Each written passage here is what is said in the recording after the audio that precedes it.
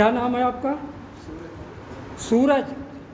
अच्छा, तभी यहाँ पे इतना अंधेरा है। जी सूरज जी, क्या फील कर रहे हैं? डिजिटल लाइब्रेरी, सारे तौर तरीके, टेक्निकल जानकारी आपके पास है? जी बढ़िया, जैसे घर से और यहाँ से बैठने से बहुत अच्छा कर। देहात में डिजिटल लाइब्रेरी, जहाँ लाइब्रेरी की ही परिकल्पना बड़ी मुश्किल होती है, वहाँ से डिजिटल लाइब्रेरी आ रही है।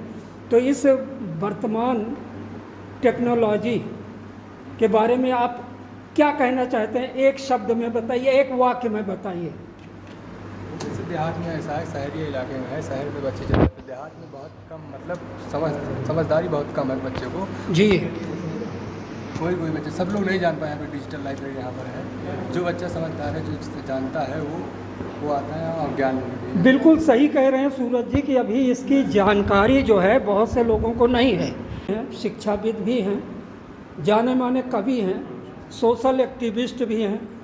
जी करमराज जी, आदाब, नमस्कार, सत श्री अकाल। ये कैसे आपके दिमाग में आया कि मोदी जी के सपनों का भारत की शुरुआत देहात में इस तरह से हो सकती है? स्वप्न तो बहुत बड़ा है, साकार कैसे होगा? मैं आपसे कहना चाहूँगा कि हमने शहरों में देखा कि इस समय बच्चों की पढ़ाई का जो एक ट्रेंड चल रहा है, सभी बच्चों के हाथ में मोबाइल है, लैपटॉप है, टैबलेट है, और उसका वो कहीं सही उपयोग नहीं कर रहे हैं।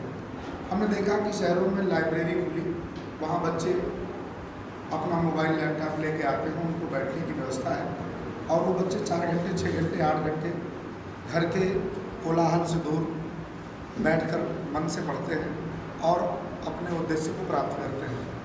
दिमाग में है कि ऐसी चीज़ें गांव में भी हो सकती हैं, और बस वही भाव कि हमारे गांव के, हमारे घर के बच्चे भी, वो बच्चे जो दिल्ली में, देहरादून में, ऊटी, राजस्थान, कटक में नहीं, कोटा में जाकर पढ़ाई नहीं कर सकते, वो गांव में बैठे, उनको इस तरह से व्यवस्था दी जाए।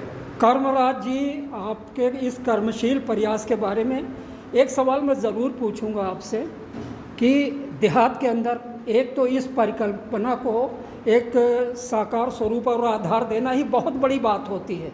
दूसरी चीज़, एकदम से इतनी बड़ी छलांग कि बच्चों को डिजिटल लाइब्रेरी, जिस क्षेत्र में लाइब्रेरी की ही मतलब कल्पना और दर्शन दुर्लभ हो, वहाँ पर आपने इतनी बड़ी छलांग मारी।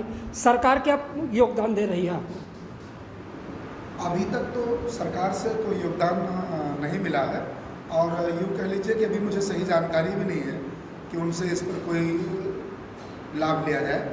हाँ, ये कि हमारे क्षेत्रीय विधायक इस उद्घाटन में आए और उन्होंने बच्चों को इसके लाभ के बारे में बताया। अभी जो भी इंफ्रास्ट्रक्चर आप देख रहे हैं, जो भी व्यवस्था देख रहे हैं, ये हमारी खुद की व्यवस्था है, और वाईफाई सिस्टम हमने लगवाया। BSNL की वाईफाई है, कभी कभी डिस्टर्ब करती है ये। अगर वाईफाई सिस्टम अच्छा हो जाए तो हमारे बच्चों को पढ़ने में दिक्कत नहीं होगी। और अभी चूँकि हमारे पास केवल 30 बच्चों की व्यवस्था है, और जब ये संख्या बढ़ती है तो हमें इनको 2 शिफ्ट में करना पड़ता है। तो भविष्य में प्रयास ये रहेगा। कुल कितने छात्र आपके इस विद्यालय में हैं? डिजिटल लाइब्रेरी में हमारे यहाँ जब UPP उत्तर प्रदेश पुलिस की भर्ती होनी थी, तब लगभग 50 बच्चे थे। वर्तमान में लगभग 25-30 बच्चे हमारे कंटिन्यू यहाँ पर पढ़ाई कर रहे हैं, तैयारी कर रहे हैं, शिक्षा अर्जित।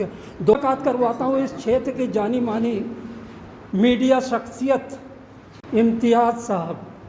जी खान साहब जी, सेकुलर भारत न्यूज़ चैनल की तरफ से आपको भी बहुत बहुत स्वागत। हालांकि हम दोनों की जात, बिरादरी, कर्म क्षेत्र सब कुछ एक है। पत्रकार आप भी हैं, पत्रकार हम, तो अमूमन पत्रकार का कभी इंटरव्यू नहीं लेते, लेकिन इसमें जो इस तरह के सोशल वर्क होते हैं, आप पत्रकारिता में जितने सक्रिय हैं उससे ज़्यादा सोशल एक्टिविटीज़ में आप जुड़े होते हैं, लोगों के सहायता के लिए, मदद के लिए दौड़ते रहते हैं। शिक्षा कितनी ज़रूरी है वर्तमान दौर में देश की राजधानी के लिए, नवयुवकों के लिए? हर युवा पीढ़ी का एक सपना होता है, बिना शिक्षा के वो साकार नहीं होता है। खास करके जहाँ जिस परिसर में बैठे हैं, एक शिक्षा का गढ़ माना जाता है। तमाम बच्चे यहाँ से जुड़े हुए हैं, और आज के दौर के बच्चों की ज़रूरत है ये चीज़ें। जिस तरह से एक भव्य सिस्टम इन्होंने खड़ा किया यहाँ पर, इससे तमाम बच्चे ऐसे लाभान्वित होंगे। जो चीज़ें यहाँ संभव नहीं थी वो शर्मा जी ने साकार की। अल्पसंख्यक समुदाय के ऊपर एक बहुत बड़ा इल्ज़ाम लगाया जाता है शिक्षा का, कि वो शिक्षा के प्रति उनकी उदासीनता का वर्णन किया जाता है। कितनी हकीकत है इसमें? नहीं, सच्चाई है, फिर इसमें सच्चाई भी है। आज अब खास करके अल्पसंख्यक समाज जो है शिक्षा से काफ़ी दूर है। अभी 2 दिन पहले ऑल इंडिया वो एक लिस्ट आई है, तो ISIPS में 50 मुस्लिम बच्चों के जो पार्टिसिपेंट थे उनका नाम आया है। तो क्या परिवर्तन आ रहा है? नहीं, परिवर्तन आ रहा है। 50 का 51 बच्चे हुए हैं जो इस समय UPSC में जिन्होंने नीट किया है, क्रैक किया है। 51 बच्चे इसमें हैं। फिलहाल एक खुशी का विषय है कि आज ये अल्पसंख्यक समाज जागरूक हो रहा है धीरे धीरे, कहीं ना कहीं इनके कदम बढ़ रहे हैं शिक्षा। चलो, बहुत अच्छी बात है, समाज जागरूक हो रहा है।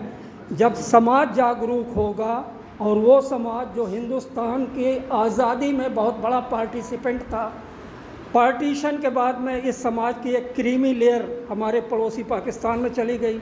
वो एक ऐसी त्रासदी रही जिसने प्रगति की रफ्तार काफ़ी कुंद कर दी, और बहुत बड़ी मात्रा में वो समाज जो देश और मुल्क की मिट्टी की मोहब्बत के चलते यहाँ रुक गया था, वो आज भी झेल रहा है उस पार्टीशन का दंश।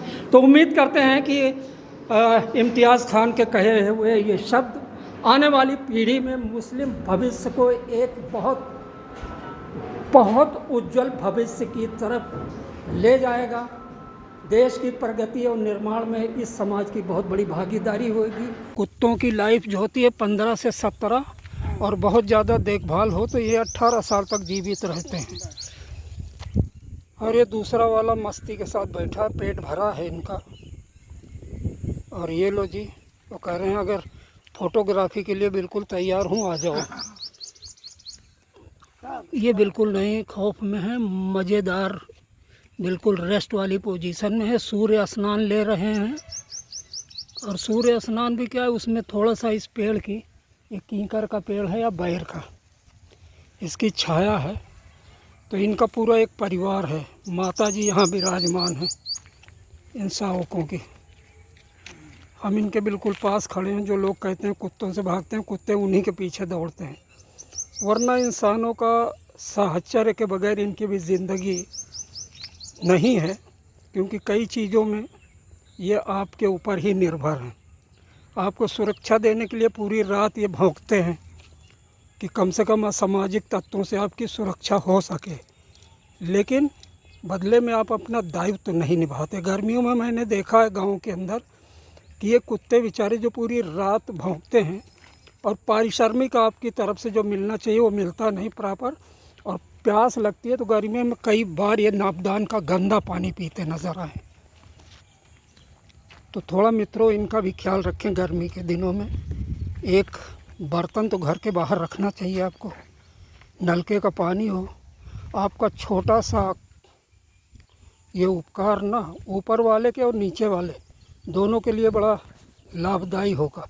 तो आगे ध्यान रखें, ये बहन भाई हैं, दोनों एक दूसरे से सट कर सो रहे हैं, और शायद अपने बारे में बताई जा रही इस काम से खुश हैं, और बिल्कुल नज़दीक में आकर अपना तस्वीर खींचने दे रहे हैं।